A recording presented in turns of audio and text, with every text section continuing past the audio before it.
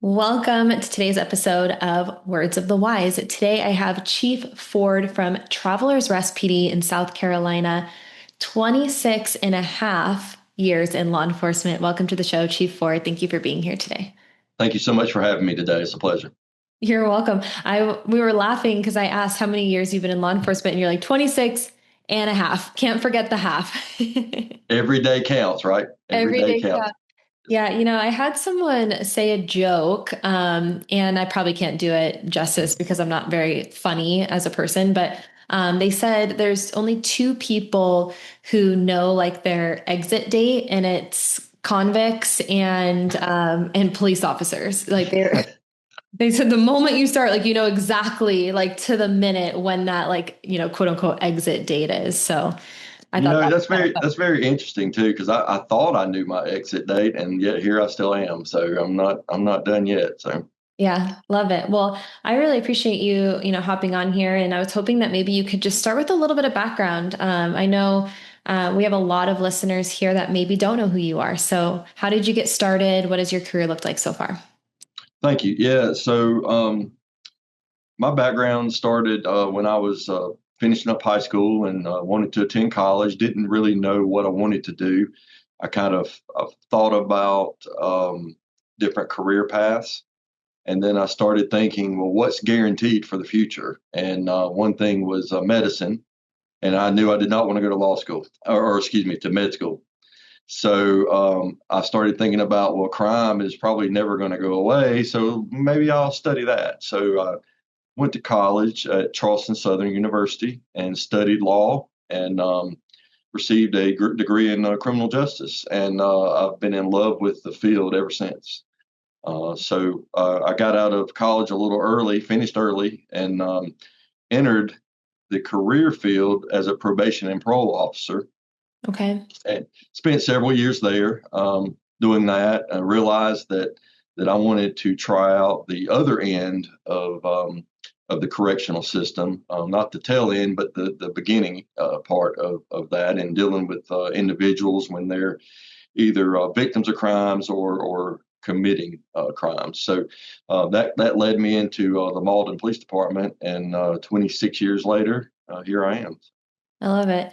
Do you think that I'm really curious, working on that side of things as a probation and parole officer, did that give you a different perspective or a different skill set or maybe empathy towards other people that you were able to then take with you to what you're doing today? Or how did you feel that that kind of prepared you for what's next? Absolutely, it gave me all of those things. The empathy part. First of all, I dealt with some youthful offenders that had made mistakes young in their life, but I could tell that they were trying to change and trying to learn from those mistakes. Now, there were several youthful offenders I dealt with that did not, attempt to try to change, and they were still stuck in that path. But the empathy for the ones that did really stuck with me. The best skill set that I learned was communication. So when I'm sitting at a desk and I'm communicating with someone who's been through the prison system and at an early age, and they're trying to begin their life, and here I am sitting across from them, kind of controlling whether or not they're going to stay free and Mm. stay out of jail based on what decisions they make. So learning to communicate with these individuals really was a big skill set that I learned that carried me into the rest of my career. And I still preach to my officers now about communication. When I hire an officer now, I look and see how they communicate with different individuals, different backgrounds. I hire a lot of individuals that have worked in prison systems and jails, because when you're in that setting, you must know how to communicate with those individuals because you're outnumbered by a lot. Yeah. So being able to talk to people and negotiate and work with people on what's going on in their lives is a very important tool in today's society. When we're trying not to use force, we're trying to de-escalate situations. 100%. And I agree with you. And I think that Communication can be a superpower. I also think that communication in a way is becoming a little bit lost with technology. And so I think it's even more important to focus on it and to have the training to be able to effectively communicate. I think using the word effectively, because we can try to communicate all day long. If it's not effective, it's not going to work, right? And so, Absolutely. um, Absolutely. it's funny. And I don't know how much you know about my background, but my dad was in prison for a number of years. He Mhm. was gang affiliated, and he obviously went through that whole cycle. And so I saw kind of what he went through with, coming out and going straight back to a life of crime and being in and out, for a decade plus after. But what was really interesting, so you learn. You learn more about the human behind things, right? At least for me, like that was my dad. And we had a really weird relationship, but at the end of the day, I saw him for the person he was, not for the crimes that he had committed because of the relationship that we had. And so I think I always grew up super empathetic. Like I really was always trying to understand the why behind behavior, because I understood that just because my dad did these things didn't necessarily make him a bad person. It made For him, it was nonviolent crimes, right? It was drug related crimes, but it was poor choices, and he, obviously served his time for that. But um, and this is such a random story, but I was in California. So my dad served his parole in California, in LA area. And I was out there for work last summer, maybe like a few months ago. And I was at a taco stand, and there was this guy standing there, and he was ordering tacos, and he turns around and he starts talking to me, and he's like, "Man, these tacos are really good." And I was like, "Yeah." He's like, "Yeah, they got really good food." And immediately I was like, I know that he's been in prison before. He reminds me exactly of my dad, like his mannerisms, the way he communicated. And so the way I communicated with him matched that to what I was used to, right? I'm like, I know Right. exactly how to communicate with him, which would be maybe different than I would communicate with somebody else. And so I think this goes back to effective communicating and being able to adapt your communication style based on the person that you're talking to. So there's relatability. But he's talking to me about these tacos. I was like, yeah, he's been in prison before. I know him exactly. And I was like, okay, thanks. Like, what do you recommend? Whatever. Ordered the tacos, and we end up sitting in like the little area, waiting for it. He starts chatting me up, and I look at his body language. I also saw his tattoos, so I don't know if you know this too, but like I saw he had a tattoo, like, right here on his hand. And I was like, yep, like gang tattoo. Immediately knew. And he told me that he served a 20-year sentence. He opened up about his life. 20-year sentence. He got out, and then he was now helping individuals who were on parole and probation, and he was trying to give back to help other people get back on their feet. And it was such a cool story, and you Oh, could wow. tell like he was just like so like excited, and he's like, I got my own place over here, and I'm helping, I'm giving back, and all the things. And so I called my dad after, and I was like, man, I met someone that reminded me just like you. Like I wouldn't be surprised if you guys know each other, like same Wow. age, whatever. And he had asked me about the tattoo, and he's like, yep, I know exactly what, gang that was or whatever. And so it was just really interesting. But I think the point is, how can you try to maybe understand different walks of life, where people came from, and how can you learn to communicate in a way that's effective and people are going to open up to you.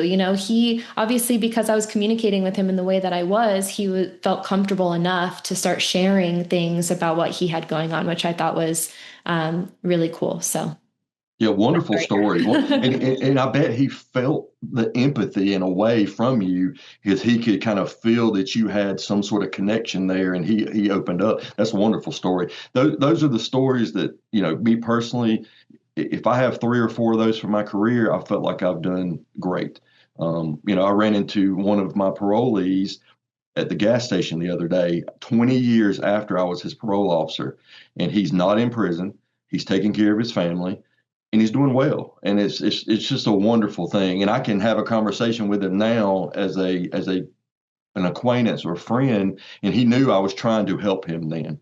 Yeah. At the time, he thought, well, I don't want to, go to prison, but now he knows that I was trying to help him, and it's great when you have those interactions. Yeah. I think it's really important what you just said is I think because you think about this in a context, right? You said if I could get three or four of those stories in my career, and you have a 20 plus year career, and if you're like, if I could get three or four where I feel like I really helped change someone's life, I think that's a really important message to send because I think sometimes we feel like we're not doing enough or we want to do more. And to have that conversation of like, wow, like, isn't that a successful career? Isn't that a career worth striving for? Even if you could help one person change their whole life, is that all worth it? And so I think it's a really important reminder that you might not be able to get to all of them, but the ones that you can help are 100% worth the pursuit of all the hard work and effort and energy that goes into doing it.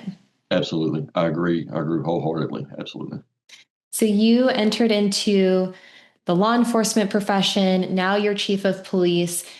When did the topic of wellness start to kind of enter into the conversation for you? So, approximately 10 years ago, 12 years ago, at my previous department, we began to have something quarterly called Lunch and Learn.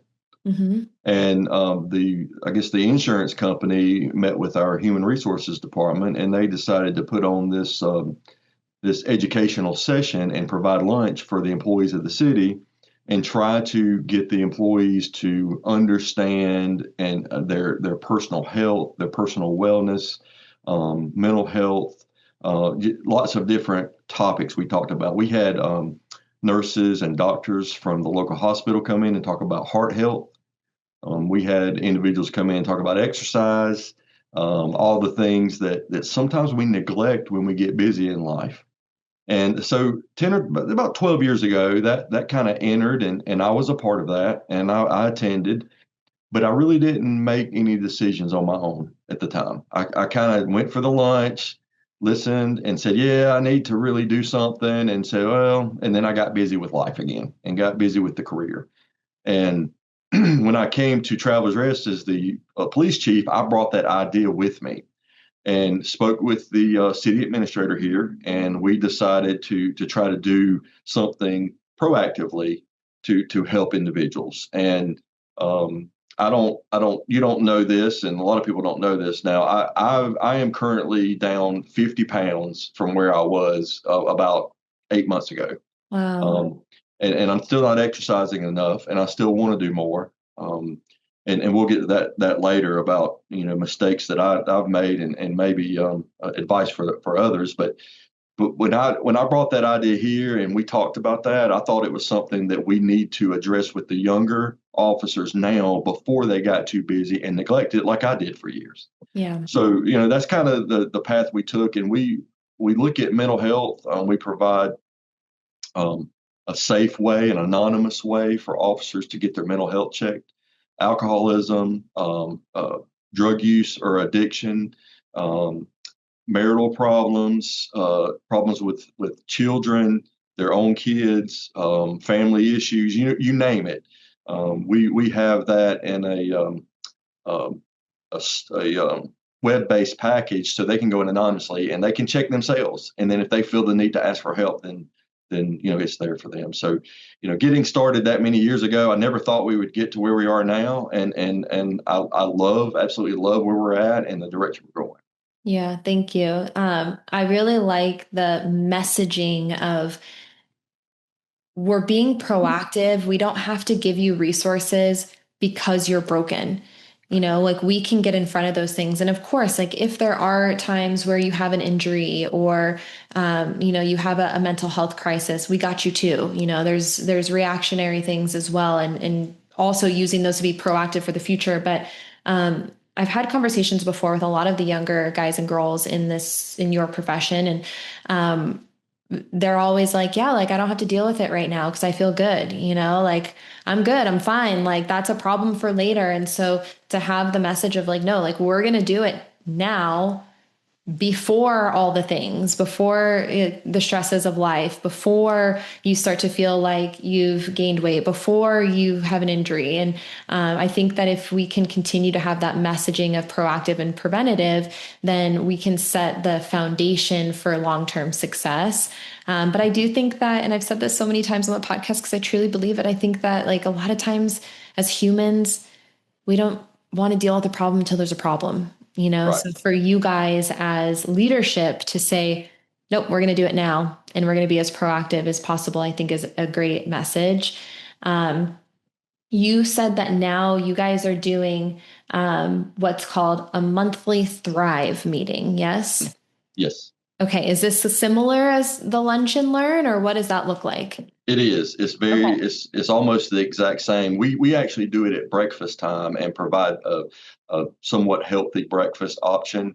And the fire department also here in the city participates. Their turnover and change of personnel usually happens in the morning time, every 24 hours. So we decided to do a breakfast instead of a lunch and try to capture as many employees that are here before they go home. Mm. And we've had exercise and stretching. It's amazing what I learned from a yoga instructor about stretching and how that relieves stress and how it can prevent injuries out here when we're working every day. Just simply getting in and out of our vehicles in a hurry.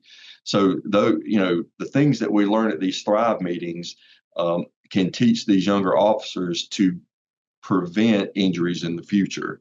Things that I wish I had done when I was younger that I would not end up in the situation I'm in now and trying to catch up because it's harder to do the older we get.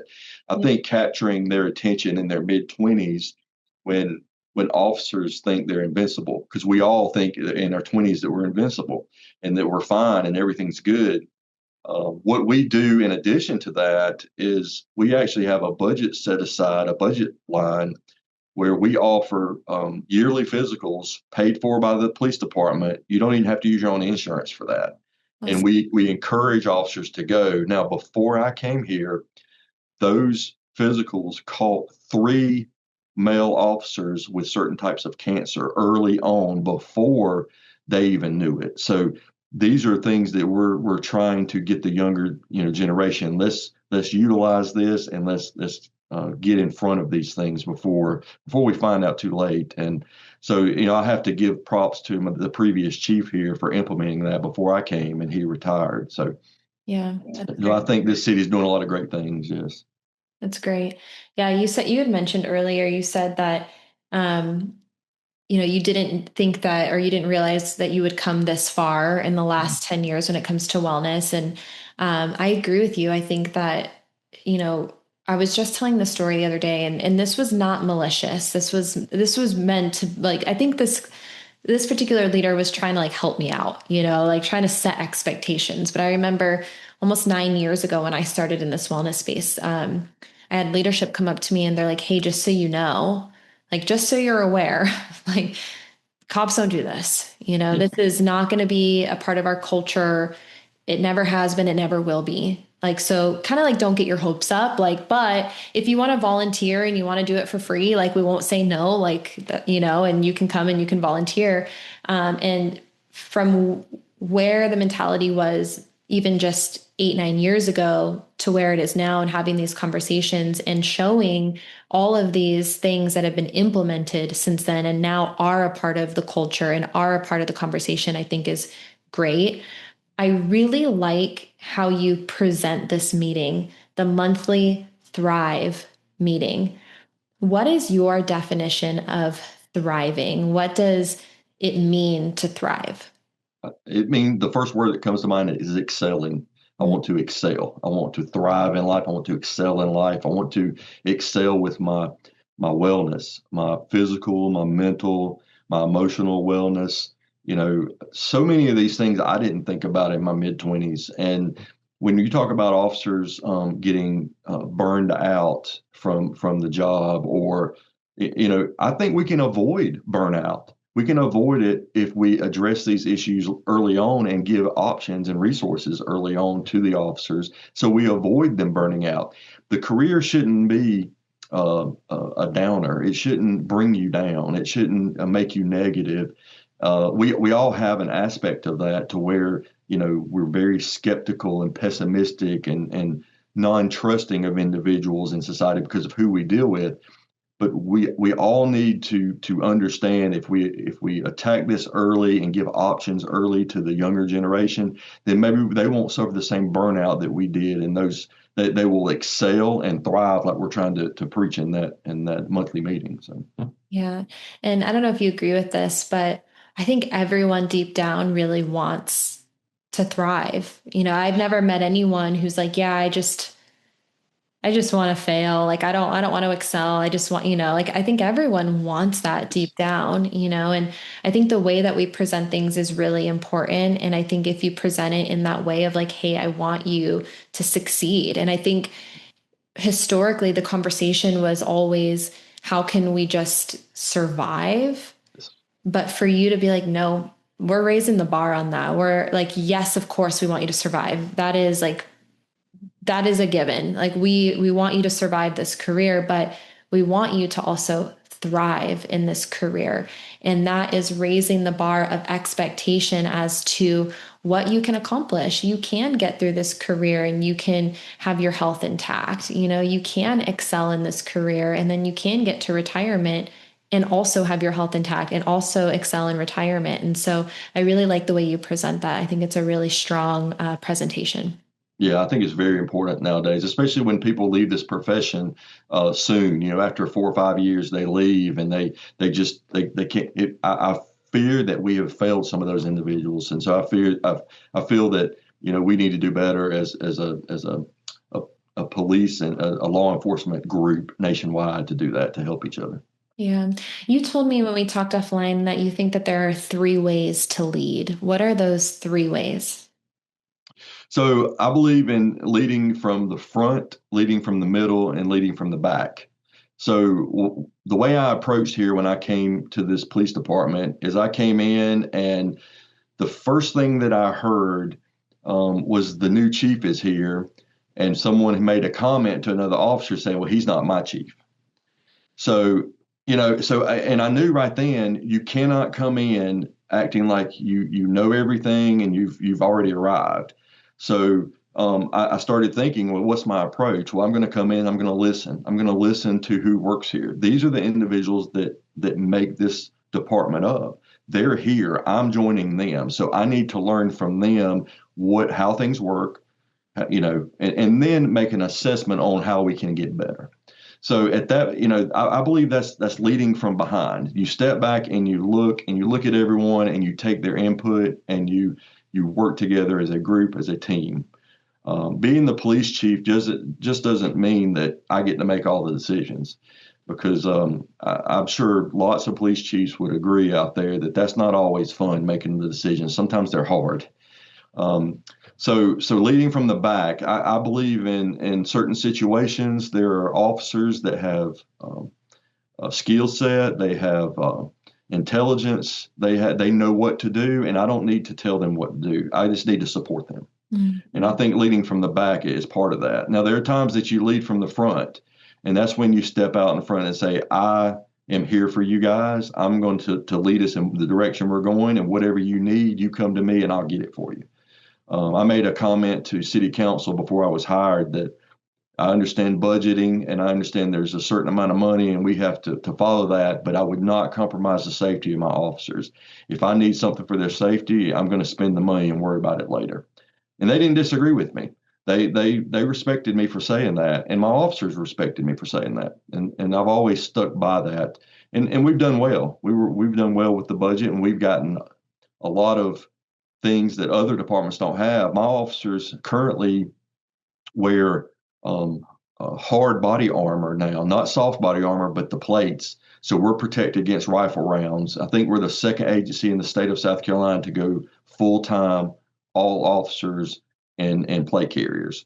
And we did that for their safety. When the city council found out that our soft body armor may not stop a rifle round, they said, "We'll give you the money and go buy what you need." Nice. So, that's kind of leading from the front and in a situation to where, I take care of my people. And then the last one, leading from the middle. So not a lot of people talk about leading from the middle. How do you lead from the middle? Well, I believe at times, certain situations, you step back and you look and you join the group. And if I have someone with a skill set of as a hostage negotiator, they're doing their job. I'm there on the front lines with other officers, and I may step on the perimeter and just hold a perimeter post and work alongside them and show them that I'm willing to get down and do whatever I ask them to do.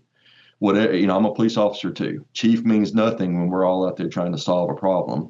So I believe that those different positions that you lead from, if your people know that you're willing to do that and you can do that effectively in different situations, that you earn their respect, and they also know that you care enough about them to join them in the middle and to step back and let them do their job and not micromanage also. Wow. I love that. Thank you for explaining all three of those and some of the things that I wrote down, and I wrote them down and then you said them. So I appreciated Cool. that. But I think, having a sense of humility, like you said, looking around, listening, but the one thing was team, and how can you support the team as a whole? And I really appreciated the visuals of, like, sometimes it looks like this, and sometimes I got to step to the front, and then sometimes I got to let other people shine and take the lead on some of these things. And so one of the things that you said that I thought was really interesting is that you said that you will do anything that you can to make sure that your people are safe. Do you think, in your opinion, that wellness is a component of safety? I do. And that's why I'm so strongly encouraging my officers to be part of this Thrive program monthly. And Mm. some of them ask me, they say, Chief, it's my day off. I don't want to come in on my day off. Well, then let's make it to where, let's make it virtual, where you can join through a Zoom or join through Microsoft Teams or something. So we've actually taken steps to do that, to make it available for them. So at least we can get the word out to them, and encouraging them to make a conscious decision early in their career. I think if I get one or two, then later in their career they're going to thank me. And I wish I had that earlier in my career. And that's no fault of anyone's. That's me for not doing it. But I think now, as we recognize suicide in this career, when people retire or get close to retirement, we recognize injuries ending careers for individuals that may have been avoidable injuries. I think it's very important, and I plan on continuing to encourage my officers to be part of that. And hopefully, we can. If I get above 50%, I'm going to be, really, really hyped up about that. So I'm really striving to get there. So. For sure. Out of curiosity, because I agree with you, I think that wellness is a part of safety. I think it's a deeper conversation. I appreciate you mentioning some of the things that are like really good examples: suicide, injuries, retirement. Why do you think, if we can have these conversations and both agree that wellness is a component of safety, why do you think that most agencies across the country, that the first thing to get cut out of the budget is wellness? Well, I think the reason is it's still not at the forefront focus of the cities that is providing the money. And Yeah. I think that, with any business owner, in private business, you cut the fat, so to say. You cut what you don't need, and you gotta make sure that you have enough for what you do need. So the focus is not there. And I believe if we can get city councils, county councils to understand the focus but to do that, we have to get leaders in our profession to preach that focus to them. So I think that we're just now just touching the tip of the iceberg of getting it out there, to that we can use this money to prevent the future injuries and the future suicides. I think those things are just now starting, but I think that's the reason why the focus is not there. And we get lost in other things. We get lost in politics. We get lost in um, the new cars, and of course we always want to make better salaries, and we're trying to keep up with other organizations and agencies that are paying more money to officers. But we cannot sacrifice that amount of money for wellness, because if we do, we're going to go backwards, and it's going to hurt us in the long run. And I think insurance companies would agree with health insurance companies would agree with me. So.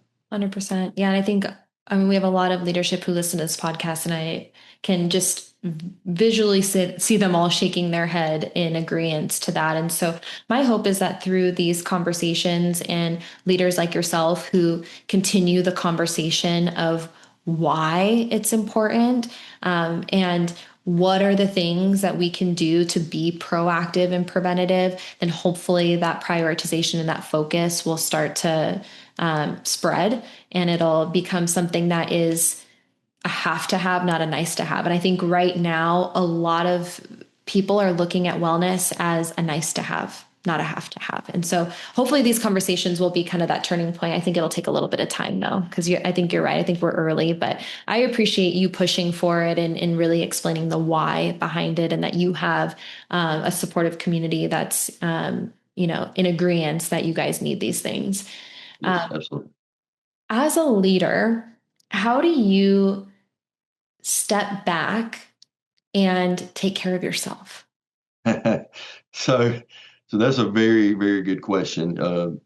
The Sometimes I have to disconnect, and it's very difficult to disconnect from this profession, based on historically, um, cops and officers and deputies, they take the job home.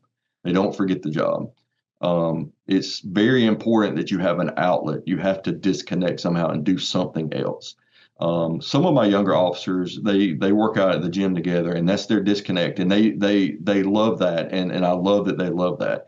Me, I'm a coach. I coach kids basketball, and I love to do something different to get my mind completely away Mm. from this line of work. So while doing that, that's when I focus on jogging a little bit, running a little bit, getting active with the teenagers that I'm coaching, the players, and trying to get a little exercise myself. So that's what I have to do. I think everyone in this profession, as hard as it is, everyone in this profession needs to have an outlet and some close friends out of this profession. You cannot be friends with just police officers. You have to have someone out there that is away from this profession that you can confide in, and that they will look at you and can see what your mental health, your emotional health, your physical health is like. And I have that person, and I won't mention that person. He's very close to me. We've been friends for a long time, and he said to me a few years ago, he said, "Hey, you been working out any? Or are you gonna, and and it was a shock to me. And I said, you know what? I need to do something. This is getting, I've neglected myself too long. Yeah. And so that's what I believe. You have to disconnect, and you have to make a conscious effort. And the officers that are young, that are going to the gym, they're taking care of themselves physically, I applaud them, and I encourage them to continue to do that. But I also encourage them, don't neglect their mental health and emotional health while they're doing that too. They're doing a great job of the physical, but also don't neglect your mental and emotional health. Yeah. A couple things I want to touch on with what you just said. One, I think having accountability buddies is so important. And it can be in so many different forms. I was just doing a peer support meeting, and we were talking about like implementation strategies and how you can realistically fit these resources and these things into your schedule, because everyone's busy. You got home life, work life, all the things. And so the, I don't want to say excuse, because I think it's valid. I do think that we can prioritize our time in more effective ways. But I do think that across the board, everyone's like, time. I just feel like I don't have enough time. There's so much going on. You're a coach, you have all the things going on with your personal and professional life. And so one of the things that I always say is, can you find yourself an accountability buddy? And for me, it's usually hiring somebody. So I either have a personal trainer, that's my accountability buddy. I pay him to be my accountability buddy. So, like, when we have sessions and I pay for him, I'm going to be there. And if I start skipping out on stuff, he's going to be like, girl, what's going on? Like, why are you canceling all these things? And so that's one way. Another way is group classes. Like, maybe you go to a gym that provides you with free group classes that are included, and or maybe you have like a CrossFit gym or something that you like to go to, and you don't want to lose that $20 that you paid to go do a group class. And so that class becomes like your little accountability buddy. Or maybe like you have a friend that's gonna like kind of call you out a little bit and be like, hey man, what's up, you know? And so I think it's really important because sometimes, you know, at least for me, I find it harder to motivate myself for me. I will motivate myself so that I don't let other people down. And so when I feel like I have people waiting for me or, you know, counting on me, that's when I'm more successful. So I think that that's a really strong strategy. The other thing I think is just to always remember that there's a human element to this whole thing. And I was reminded of this during the peer support meeting. I had a gentleman who was really into wellness. Like he had gotten injured though. He was shot in the line of duty, and he had reconstructive surgery on both his knees. He had gained weight and he was working on himself, right? And he reminded me and everyone else that it doesn't happen overnight, especially when you're trying to play catch up, right? And to give yourself a little bit of grace, you know, like sometimes we're going to go through seasons where, you know, I'm put like quote unquote, like let ourselves go, or maybe like we're not taking care of ourselves in the way that we used to or we want to. But just having that awareness sets us up so that we can take action from there. So he reminded me of that too. It's like, yes, there's a lot of strategies that we can use. Like, yes, like we know that these things are important, but also understand that it's okay if, you know, maybe you fall out of a habit, and you have to pick yourself back up and get back into it. So, Yes, absolutely. And speaking of accountability partners, we have a group that meets on Wednesdays at lunchtime, and we meet, and it's lunch with the Bible, and we'll meet and we'll have sessions of accountability with each other based on our emotional and our mental health, and talk with each other, and so there's different people at the city, different employees at the city here that we're all trying to take care of each other, and I think that's tremendous, for our city right now, and I think that's why we're so successful, and we always have someone to lean on, but someone to call us out when something's not going right. So it's tremendous to have accountability partners. I agree. yeah, I appreciate the people in my life that call me out, because I need it sometimes. Absolutely. You know, sometimes I'm not acting right and I need someone to tell me. Absolutely. I do want to circle back just to kind of what we were talking about before of, you know, the importance of leadership also remembering to take care of themselves, because I know that you guys are so focused on taking care of everyone within your organization. And so, you know, kind of your opinion, do you think that um, maybe I should say it in this way, like, do you think that leaders can do a better job of not just taking care of themselves, but maybe looking out for each other in leadership? I know that there are a lot of like regional peer support teams that are happening from an executive level. There's more training, you know, for wellness, for leadership. Do you think that that's maybe a section of wellness that isn't being focused on as much as maybe it could be? I do. I do. And that is something that I need to look into myself for helping take care of myself.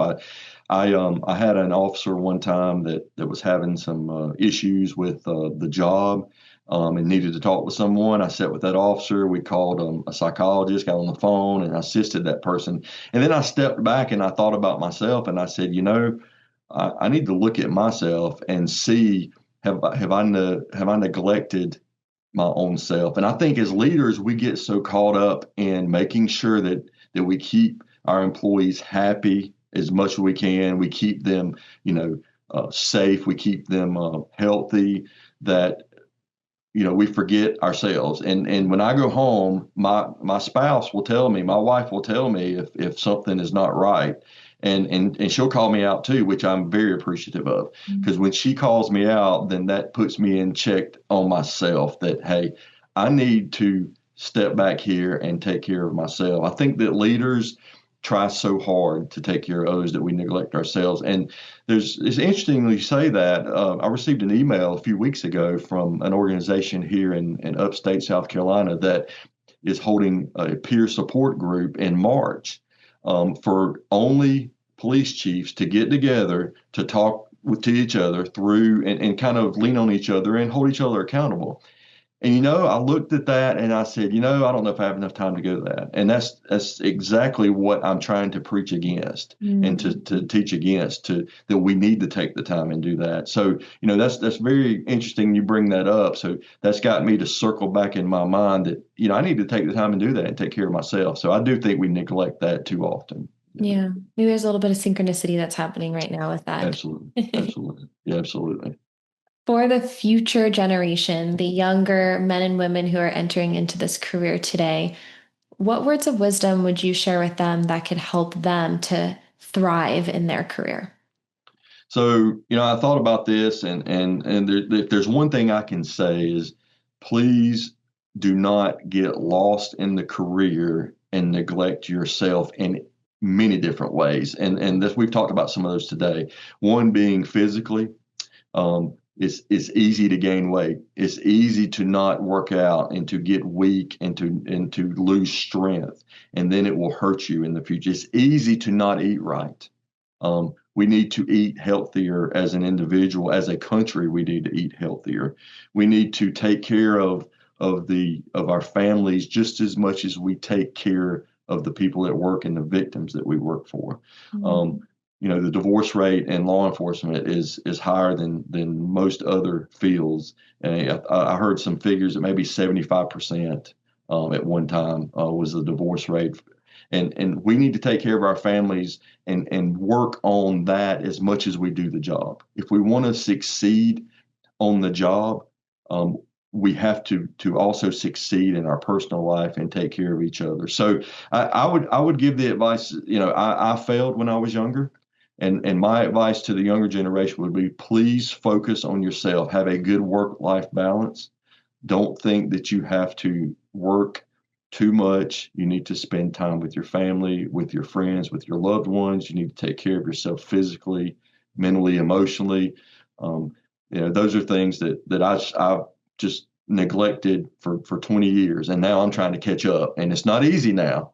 So I would really encourage the younger generation to please focus on themselves and don't forget about that when they're in this career. And if we take care of each other in this career, and the leaders get to the point to where we can help with that, then I think we work together and keep the younger generation excited about the career, not burning out, but also their families and themselves are taken care of, and they can have long lasting careers.